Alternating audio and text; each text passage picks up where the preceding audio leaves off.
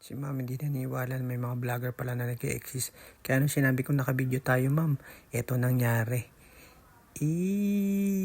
Ngiting-ngiti si ma'am.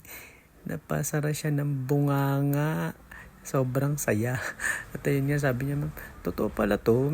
May mga vlogger talaga. Kala niya raw, di totoo yun eh. Kanya kwento-kwento lang. Nakita niya lang sa Facebook at saka sa TikTok.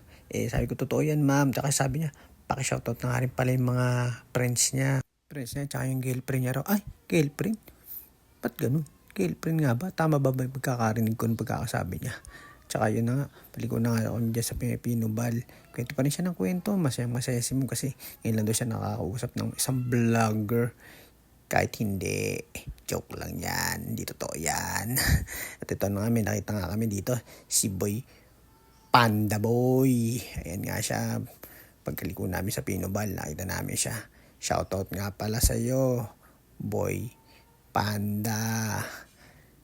Shoutout yan sa mga katulad kong rider. At ayun na nga, malapit na kami sa destination ni ma'am. Konting kembot na lang.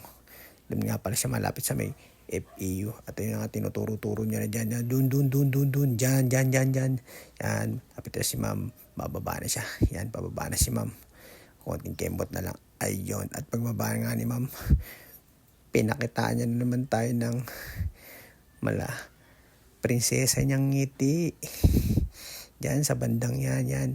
Medyo hanap-hanap muna siya ng pambayad kasi medyo mahal yung babayaran niya sa akin eh.